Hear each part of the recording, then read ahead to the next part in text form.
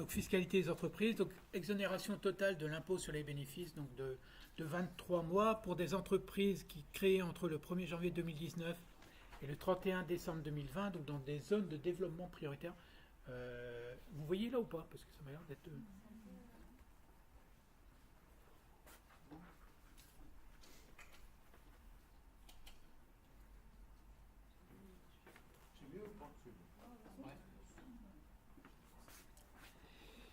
Donc les entreprises qui exercent une activité industrielle, commerciale ou artisanale, elles sont exonérées d'impôt sur le revenu, d'impôt sur les sociétés à raison des bénéfices. Donc exonération totale les 2 premières années, exonération partielle pendant 3 années, hein, donc 75%, 50% et 25% la 5e année, et donc elles sont imposées sur 100% à partir de la 6e. Donc les conditions à remplir par les entreprises donc pour bénéficier de l'exonération, elle doit répondre aux conditions être une PME au sens de l'Union européenne, donc moins de 250 salariés, pardon. Le siège social doit être implanté dans une zone de développement prioritaire. Le capital ne doit pas être détenu par une autre société à plus de 50%. Et l'entreprise n'est pas créée dans le cas d'une reprise, d'un transfert, d'une concentration, d'une restructuration ou d'une extension d'activité préexistante. Donc ça doit vraiment être une entreprise nouvelle. Ça doit vraiment être une création d'entreprise dans les zones de développement prioritaire.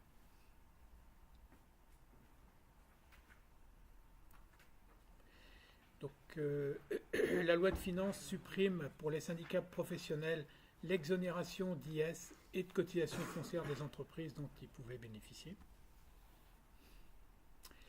Option pour l'IS, donc vous savez que l'option pour l'IS était une option irrévocable. Donc là, la loi de finances permet la révocabilité de l'option pour l'IS. Donc, autorisation de renoncer à l'option d'IS avant la date limite de versement du premier acompte de l'année de renonciation.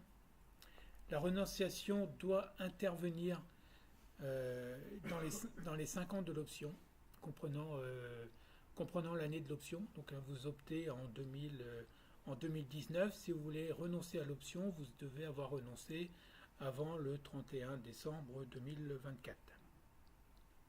Par contre, cette renonciation est irréversible. Donc les sociétés et groupements qui auront renoncé à leur option à l'IS ne peuvent plus opter à nouveau pour ce régime d'imposition. Cas particulier des EIRL. Donc les entreprises sont autorisées à révoquer l'option pour l'impôt sur les sociétés dans les mêmes conditions que les sociétés et groupements, donc toujours dans les 5 ans de l'option. Cette renonciation entraîne les conséquences fiscales de la cessation d'entreprise. Je vous rappelle, les conséquences fiscales de la cessation d'entreprise, c'est l'imposition immédiate des plus-values. Dans les charges déductibles, suppression de la limite de déduction du salaire du conjoint. Donc la rémunération du salaire du conjoint était limitée à 17 500 € lorsque l'entreprise individuelle n'était pas adhérente à un organisme de gestion agréé. Donc cette limite de 17 500 est supprimée. Alors, un point important dans les charges déductibles, c'est la déduction des charges financières. Vous allez voir avec des mesures pour réduire la déductibilité et l'optimisation fiscale de déduction des charges financières. Donc ce point, c'est un moyen de lutte contre l'évasion fiscale puisque il n'y a pratiquement qu'en France qu'on a la possibilité de déduire les intérêts d'emprunt. Ce qui fait que cette mesure a été mise en place parce qu'il y a un constructeur de véhicules allemand qui a acheté un concurrent, je crois que c'est brésilien. Évidemment, pour acheter ce concurrent brésilien, il empruntait, donc il y avait des intérêts d'emprunt élevés. Donc la holding de rachat, il l'a domicilié en France, de manière à pouvoir déduire la totalité des intérêts d'emprunt, alors que si la holding avait été constituée en Allemagne, il n'aurait pas pu déduire ses intérêts d'emprunt. Donc là, c'est une mesure de réduction de la possibilité de déduire les charges financières, mais vous allez voir que ça concerne essentiellement quand même les gros rachats ou les grosses entreprises.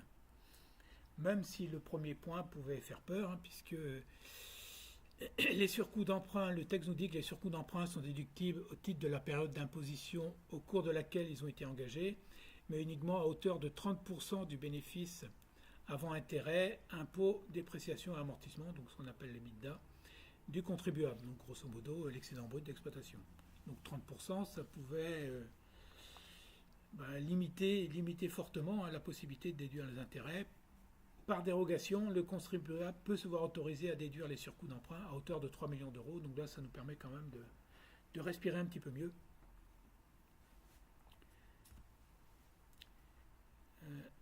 Calcul donc des charges financières nettes. Donc, puisque c'est les charges financières nettes, hein, qui doivent être inférieures à 3 millions, à 30% de l'EBITDA. Donc les charges financières nettes, c'est la différence positive entre les charges financières déductibles et les produits financiers imposables.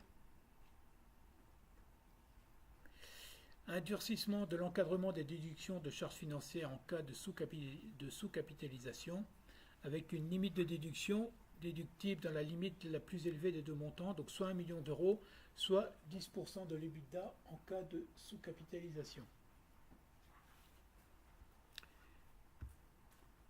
Alors, on nous donne deux seuils, hein. On nous donne un seuil d'1 million ici et 10% de l'EBITDA, ou dans l'autre cas 30% de l'EBITDA et 3 millions d'euros. C'est pas exclu qu'un jour on nous enlève le seuil de 3 millions ou de 1 million. Il suffit d'oublier de le reprendre dans un texte et on n'aura plus que la notion de EBITDA. Dans le cadre de l'intégration fiscale, donc plafond de droit commun, donc comme on l'a vu, 3 millions d'euros et 30% de l'EBITDA du groupe. Le calcul des charges financières nettes se fait au niveau du groupe. Donc pour faire au niveau du groupe, on calcule, on additionne les charges financières nettes de chacune des sociétés membres du groupe. Clause de sauvegarde pour les comptes consolidés. Donc le résultat d'ensemble du groupe est en outre minoré de 75% du montant des charges financières nettes non admises en déduction.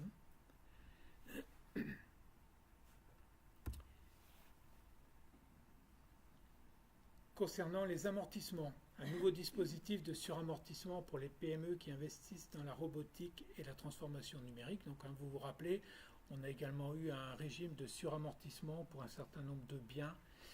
Ce régime de suramortissement s'est arrêté au mois d'avril 2018. Il a été prolongé pour un certain nombre de véhicules, de transport. Donc là, on crée un nouveau dispositif de suramortissement dans la robotique et la transformation numérique. Donc, les entreprises concernées, donc il s'agit des PME, donc toujours dans la définition européenne des PME. La catégorie de biens concernés, donc ils doivent être affectés à une activité industrielle.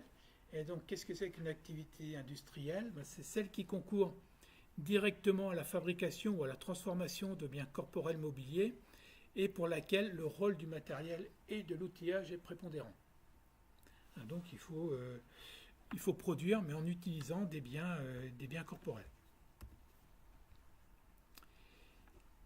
Les biens doivent relever d'une des catégories suivantes, soit un équipement robotique et cobotique, un équipement de fabrication additive, des logiciels utilisés pour des opérations de conception, de fabrication ou de transformation, des machines intégrées destinées au calcul intensif, des capteurs physiques collectant des données sur le site de production de l'entreprise, sa chaîne de production ou son système transitique, des machines de production à commande programmable ou numérique, des équipements réalisés, augmentés et de réalité virtuelle utilisés pour des opérations de conception, de fabrication ou de transformation. Donc tous ces biens qui rentrent dans cette catégorie peuvent bénéficier de ce suramortissement. Donc les biens doivent être acquis à l'état neuf à compter du 1er janvier 2019 et jusqu'au 31 décembre 2020, ou peuvent avoir fait l'objet d'une commande ferme à compter du 29 2018. Ça peut également être des biens fabriqués à compter du 1er janvier 2019 jusqu'au 31 décembre 2020, pour lesquels la direction de l'entreprise a pris la décision définitive de les fabriquer à compter du 20 septembre 2018.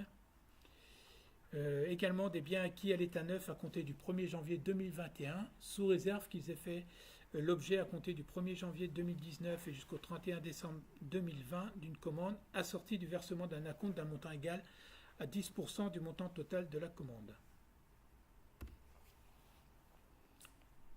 L'application de la déduction, donc c'est une déduction du résultat imposable d'une somme égale à 40% de la valeur d'origine des biens inscrits à l'actif immobilisé.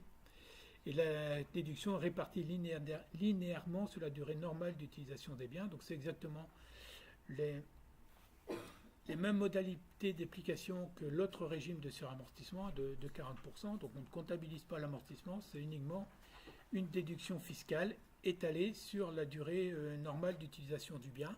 Durée normale d'utilisation du bien qui n'est pas forcément la durée d'amortissement choisie sur le plan de l'amortissement comptable.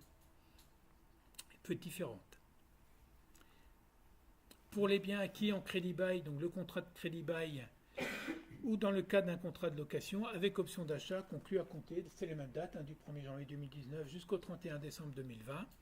On peut également déduire une somme égale à 40% de la valeur origine du bien neuf hors frais financiers au montant de la signature du contrat. Donc on ne déduit pas 40% du coût global de la location ou du crédit-bail, mais vraiment de la valeur d'origine du bien qu'on a acheté par crédit-bail.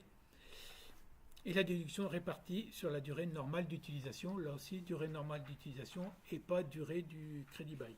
Si on a un crédit-bail sur 4 ans et que la durée normale d'utilisation du bien est de 5 ans, on ne réintègre pas l'amortissement exceptionnel, le suramortissement sur 4 ans, mais bien sur 5 ans.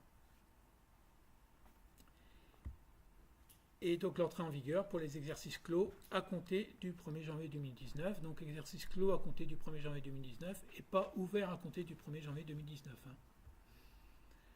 Donc ça s'applique pour une clôture au 31 décembre 2019, au 31 janvier 2019 par exemple, ça s'applique.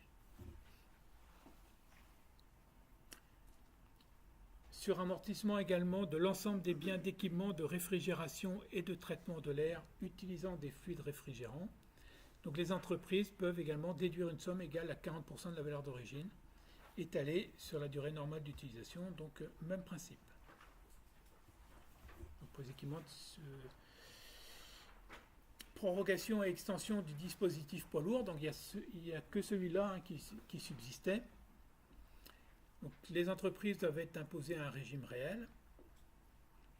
Déduction du résultat imposable d'une somme égale à 40% de la valeur d'origine des véhicules inférieurs à 3,5 tonnes, acquis ou pris en crédit-bail entre le 1er janvier 2016 et le 31/12/2019, et qui fonctionnent exclusivement au gaz naturel, au biométhane carburant ou au carburant ED95.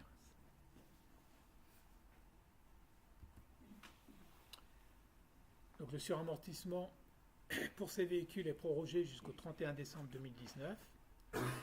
Le régime est étendu aux véhicules de plus de 3,5 tonnes qui fonctionnent exclusivement ou en complément des énergies qu'on a vues tout à l'heure, à l'énergie électrique ou à l'hydrogène, acquis au prix en location à crédit-bail à compter toujours du 1er janvier 2019.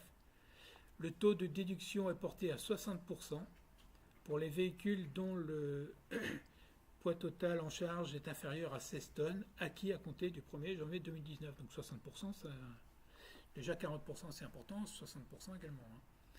Une déduction de 20% peut être pratiquée pour les véhicules dont le poids total en charge est compris entre 2,6 tonnes et moins de 3,5 tonnes, acquis à compter du 1er janvier 2019.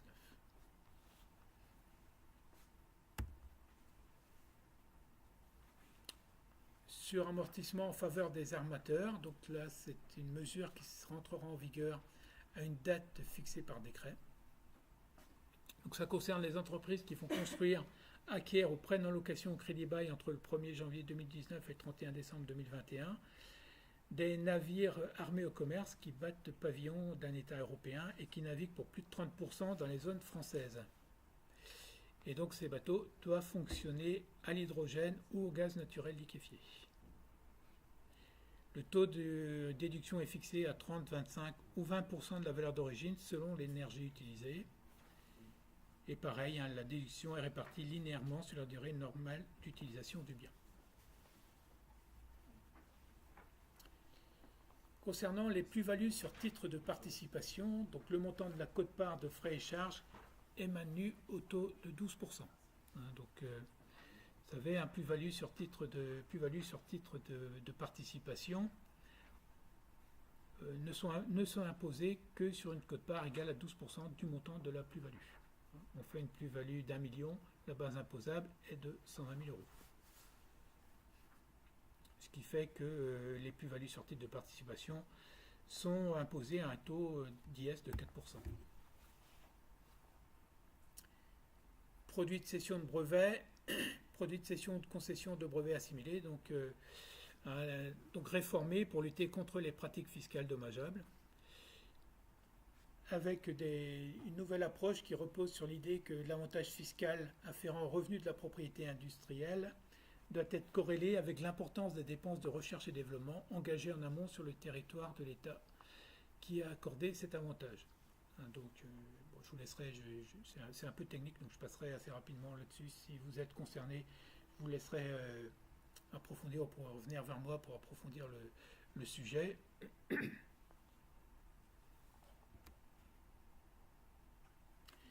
Quote-part de frais et charges pour les dividendes. Donc le champ des dividendes intragroupes éligibles au régime Murphy et imposé à hauteur de 1% est étendu à certaines situations assimilées à l'intégration fiscale. Donc là, c'est aussi... donc vous savez que le régime de l'intégration fiscale, notamment, est dans le collimateur de l'Union européenne parce qu'il y a un certain nombre d'avantages qui sont accordés aux entreprises qui bénéficient de l'intégration fiscale par rapport à d'autres entreprises qui ne peuvent pas en bénéficier.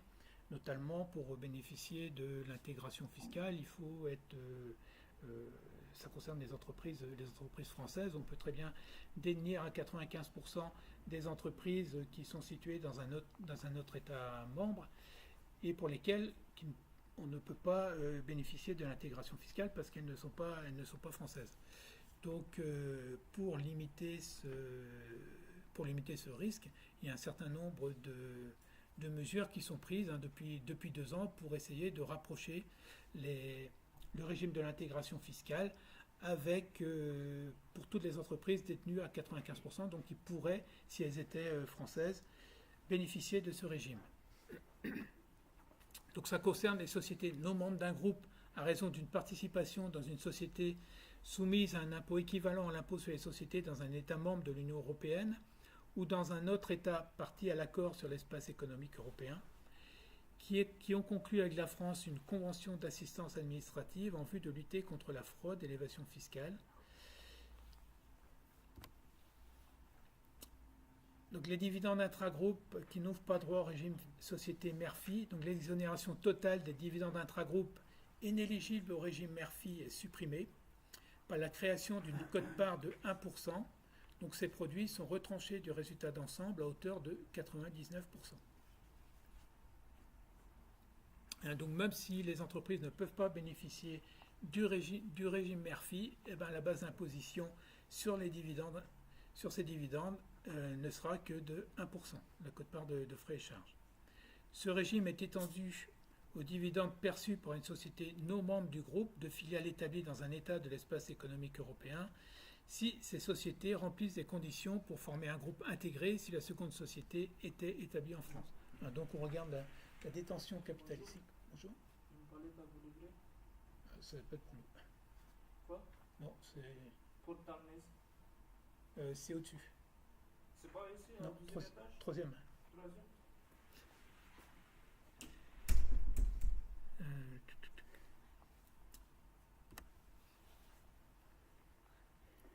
Les subventions et abandons de créances entre sociétés du groupe ne sont plus neutralisés.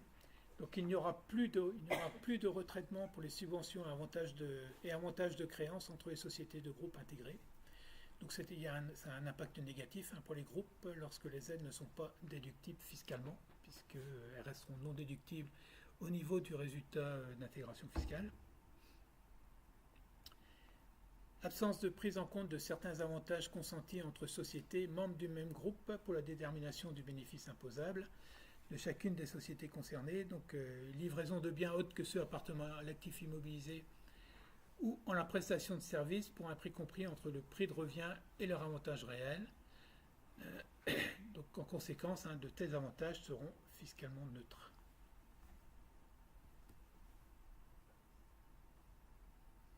La quote-part de frais et charges pour les plus-values intragroupes sur titre de participation n'est plus neutralisée. Les cas d'imposition de la quote-part neutralisés avant le 1-1-2019, donc c'était les cessions de titres, les sorties de groupe, et donc à l'avenir, maintien à 12% du taux de la quote-part imposable.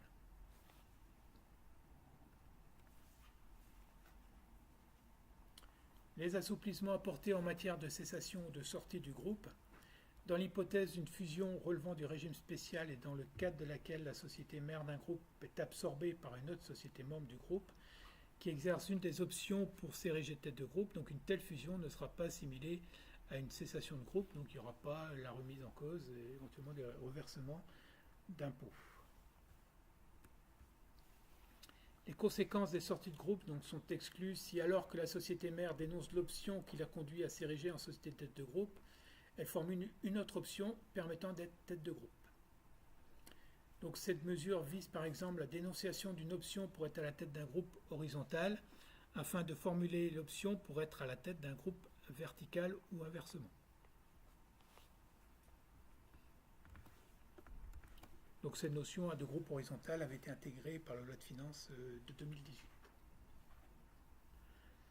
Intégration fiscale toujours, avec anticipation des conséquences du Brexit sur le périmètre des groupes fiscalement intégrés, puisque ça pourrait avoir une conséquence du fait de la sortie de l'Union européenne de sociétés anglaises. Continuation des groupes horizontaux associant une société établie dans un État quittant l'Union européenne ou l'accord sur l'espace économique européen. Donc pour les groupes qui étaient intégrés de manière horizontale, donc entre sociétés françaises et sociétés membres de l'Union européenne. Donc c'est là, parce qu'on vise le Brexit, on vise essentiellement les entreprises qui étaient du Royaume-Uni.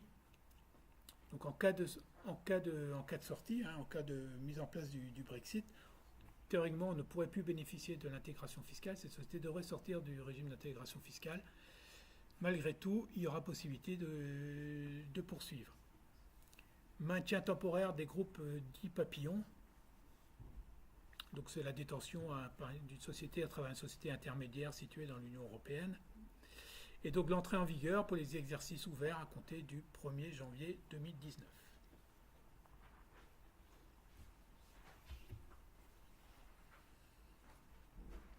Réduction d'impôt mécénat. Donc réduction d'impôt de 60% dans la limite de 5 pour 1000 du chiffre d'affaires. Donc là, dessus,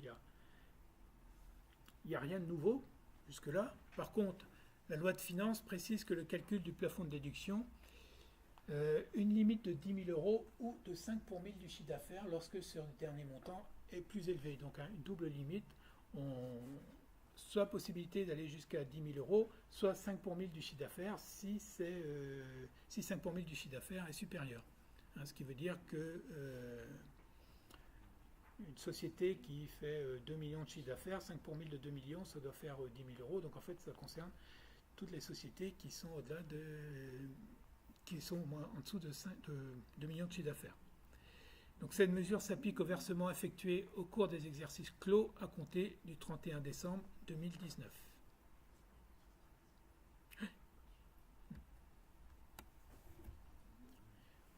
Alors des obligations déclaratives des entreprises qui versent les dons, donc ça c'est aussi une nouveauté. Les entreprises qui effectuent au cours d'un exercice plus de 10 000 euros de dons et de versements ouvrant droit à la réduction, donc déclarent à l'administration fiscale le montant et la date de ces dons et versements, l'identité des bénéficiaires, la valeur des biens et services reçus directement ou indirectement en contrepartie. Donc ça n'existait pas, jusque-là on ne faisait pas de déclaration. Donc ces informations seront transmises sur un support électronique dans le même délai que celui prévu pour le dépôt de la déclaration de résultat de l'exercice au cours duquel les dons et versements suivant des modalités fixées par décret. Alors c'est embêtant parce que les décrets ne sont toujours pas sortis, donc l'imprimé, on ne le connaît pas. On peut supposer que l'imprimé sera soit joint à la déclaration d'IS ou d'impôt sur le revenu, soit joint à l'alias fiscal. Mais pour l'instant, on ne le connaît pas. Entrer en vigueur pour les exercices ouverts à compter du 1er janvier 2019. Pour, notamment pour les... Ça va essentiellement, je pense, concerner la grande distribution, puisque c'est pour les dons alimentaires, donc les entreprises qui... Donc on a dit, hein, les dons... Le mécénat, c'est des 5 on va dire 5 pour 1000 du chiffre d'affaires. Quand bien même on ne peut pas déduire plus, lorsque les entreprises de la grande distribution alimentaire auraient atteint le seuil, elles auraient l'obligation de poursuivre, de donner et de ne pas jeter. C'est pour lutter contre le gaspillage. Hein, même si le seuil est dépassé et qu'on ne peut plus déduire, qu'on ne peut plus bénéficier du crédit d'impôt, il y a un projet de texte qui obligera quand même à continuer à donner plutôt que de détruire. Alors ça se pratique déjà peut-être. Hein.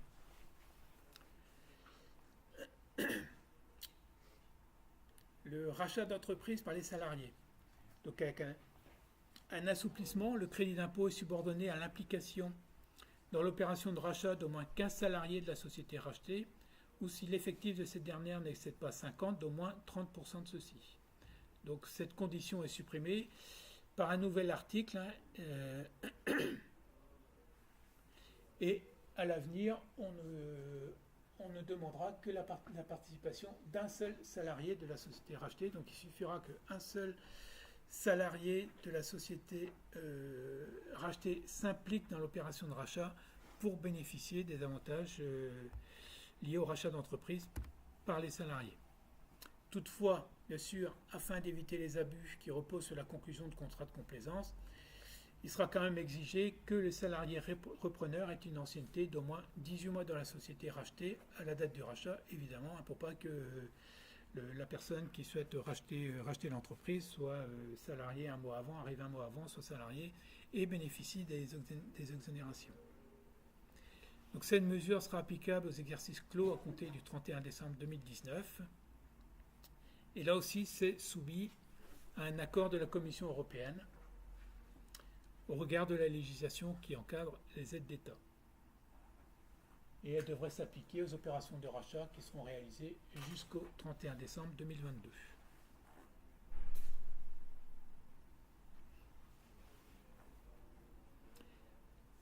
Crédit d'impôt recherche, donc obligation déclarative. Pour les entreprises qui engagent plus de 100 millions d'euros de dépenses de recherche, doivent joindre à leur déclaration un état décrivant les travaux de recherche. Donc ça, c'était le cas général. Et donc la loi de finances abaisse le chiffre à 2 millions d'euros. Donc ça concernera nettement plus de monde. Un petit point sur la fraude fiscale. Vous savez que le gouvernement attache beaucoup d'importance à lutter contre la fraude fiscale. Donc généralement, on entend que la fraude fiscale, c'est plus de 100 milliards d'euros en France. Alors je vous ai fait un petit résumé.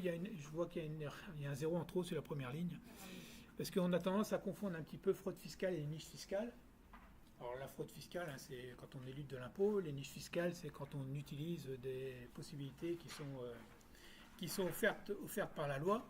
Donc la fraude à la TVA, c'est entre 15 et 20 milliards, et pas 150, hein, 15 et 20 milliards d'euros. La fraude à l'IS, c'est entre 10 et 12, et la fraude à l'impôt sur le revenu, c'est également entre 10 et 12 milliards d'euros. Donc la fraude, on va dire, c'est entre 35 et 45 milliards d'euros. Et les niches fiscales, c'est 70 milliards d'euros. Et c'est si on cumule et la fraude et les niches qu'on dépasse les 100 milliards.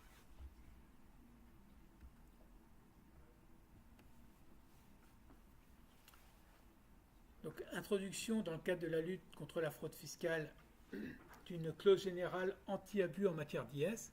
Donc l'objectif, c'est de lutter contre la planification fiscale agressive lorsque d'autres règles ne s'appliquent pas. Donc planification fiscale agressive cherche par nature à contourner les règles afin de réduire au minimum les impôts qu'une entreprise doit payer. Donc on cherche à contourner les règles. Donc c'est la recherche de moyens de contourner les dispositions de lutte contre l'évasion ou de mettre au point de nouvelles techniques d'évasion fiscale qui ne soient pas couvertes par des règles spécifiques. Donc on est quand même dans le cadre de la fraude. Donc la clause anti-abus général. Donc pour l'établissement de l'impôt sur les sociétés, il n'est pas tenu compte d'un montage ou d'une série de montages qui ayant été mis en place pour obtenir à titre d'objectif principal ou au titre d'un des objectifs principaux un avantage fiscal allant à l'encontre de l'objectif ou de la finalité du droit fiscal applicable. Donc ça c'est une évolution quand même du droit fiscal puisqu'on intègre la notion d'objectif principal alors qu'avant en matière de fraude fiscale on nous parlait d'avantages exclusifs. Donc ça concernait les montages qui étaient exclusivement faits pour éluder l'impôt et là c'est un objectif principal et non plus exclusif. Donc un montage peut comprendre plusieurs étapes ou plusieurs parties.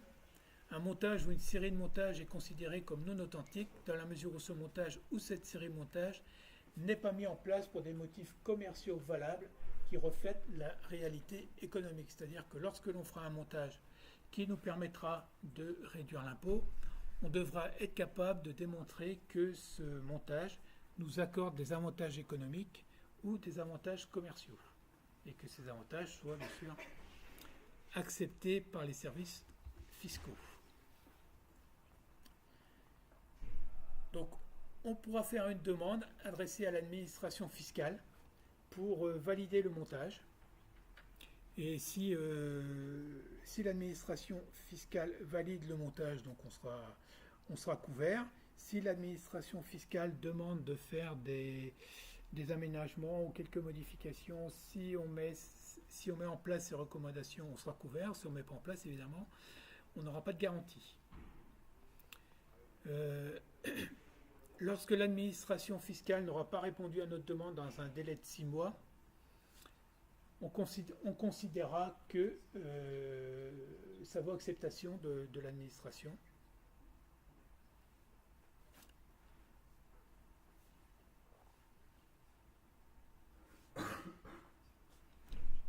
Donc, ce régime, donc, il s'agit d'une règle d'assiette et non d'une extension de la définition de l'abus de droit. D'ailleurs, il ne parle pas d'abus de droit. La clause générale anti-abus s'appliquera pour les montages destinés à bénéficier indûment du régime des sociétés mère-fille. Crédit vendeur. Crédit vendeur en cas de cession d'entreprise, donc extension du champ d'application aux petites entreprises, individuelles ou sociétés. Donc ça c'est un engagement de la loi Pacte.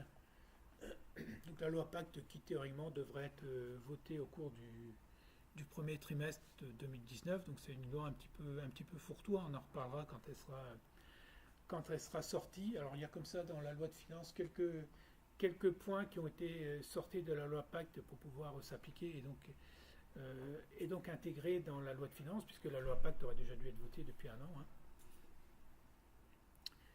Donc pour le crédit vendeur, donc extension donc pour les entreprises de moins de 50 salariés qui ont un total de chiffre d'affaires inférieur à 10 millions d'euros au titre de l'exercice de la cession.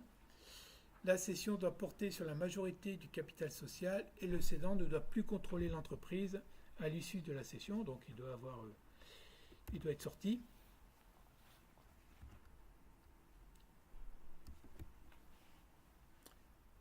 L'apport partiel d'actifs, apport de titres de participation. Donc, en cas d'échange de titres dans le cadre d'un apport partiel d'actifs, la société apporteuse pourra prendre en compte l'ancienneté des titres apportés pour le calcul de la durée de détention des titres remis en contrepartie de l'apport. Donc, je vous ai mis un exemple. Une société apporte à une deuxième société des titres qu'elle détenait depuis 18 mois. En contrepartie, elle reçoit des titres qu'elle revend au bout d'un an. Donc, là, effectivement, ces titres, elle les détient vraiment depuis un an, donc moins de 2 ans. Donc théoriquement, les plus-values devraient être soumises au régime des plus-values à court terme. Et du fait que la société qui a apporté ces titres, la première société, les détenait depuis 18 mois, on cumule ces deux durées. Et donc la détention des titres est de 2 ans et demi, donc supérieure à 2 ans. Et par conséquent, la cession est soumise aux plus-values à long terme.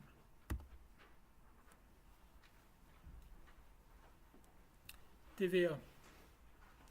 Aménagement de l'exonération des services à la personne. Donc, le périmètre d'exonération de TVA est recentré aux seules prestations rendues à certaines catégories de bénéficiaires, donc par les associations ayant obtenu une autorisation ou un agrément. Donc, effectivement, si elles ne sont pas d'agrément, elles ne peuvent pas être exonérées de TVA. Donc, resteront éligibles à l'exonération de TVA les prestations visant à apporter une aide destinée à combler les besoins d'un public en situation de fragilité et de dépendance, tels que les services pour les enfants de moins de 3 ans, les mineurs et les majeurs de moins de 21 ans qui relèvent du service de l'aide sociale à l'enfance, donc les personnes âgées, les personnes en situation de handicap, les personnes atteintes d'une pathologie chronique, les familles fragiles économiquement. Donc en dehors de ces cas-là, toutes les autres prestations de service à la personne seront soumises à TVA.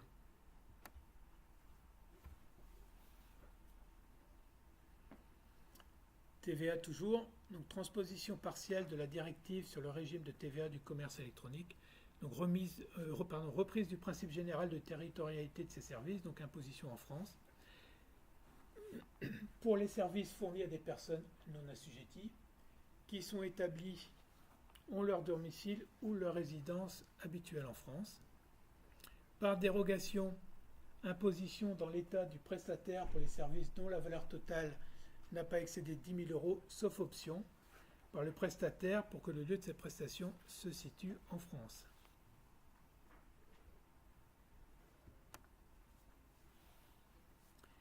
Pour le prestataire établi en France, fournissant des services à des personnes non assujetties, domiciliées dans d'autres États de l'Union européenne et dont la valeur totale n'excède pas 10 000 euros, les opérations restent imposables en France, sauf option pour l'imposition dans l'État du domicile des clients.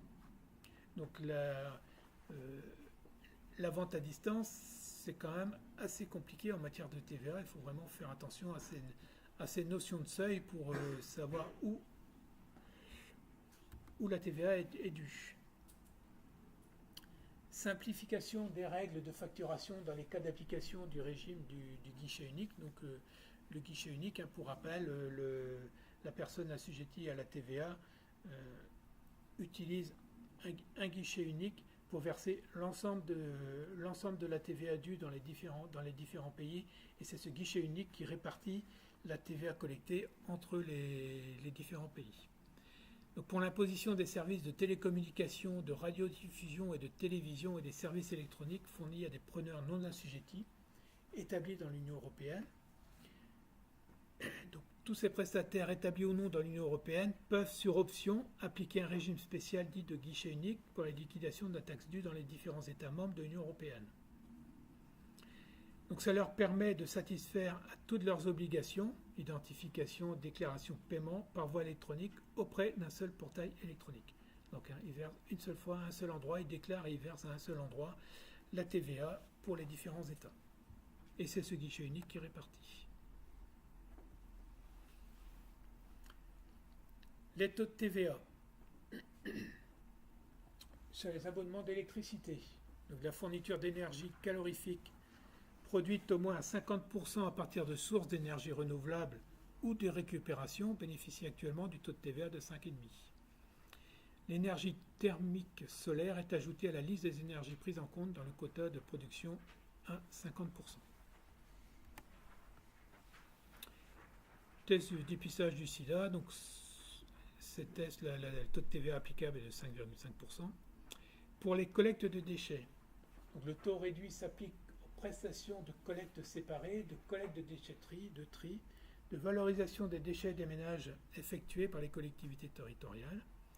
Le taux de 10% s'applique aux prestations de services qui concourent au bon déroulement des opérations de collecte. Auto-liquidation de la TVA due à l'importation. Les entreprises qui ont au moins 12 mois d'existence, même si elles n'ont pas réalisé au moins 4 importations au cours des 12 mois précédant la demande, pourront à partir du 1er janvier 2020 solliciter le bénéfice du dispositif dès lors qu'elles disposent d'un système de gestion des écritures douanières et fiscales permettant le suivi des opérations d'imposition et qui justifient de leur solvabilité financière et de l'absence d'infractions graves ou répétées aux dispositions douanières et fiscales. Donc tout ça, c'est des mesures qui rentrent dans le cadre des projets de généralisation de l'autoliquidation de la TVA, et toujours pour lutter contre la fraude à la TVA. Donc voilà pour les mesures pour les entreprises. Donc il n'y a pas de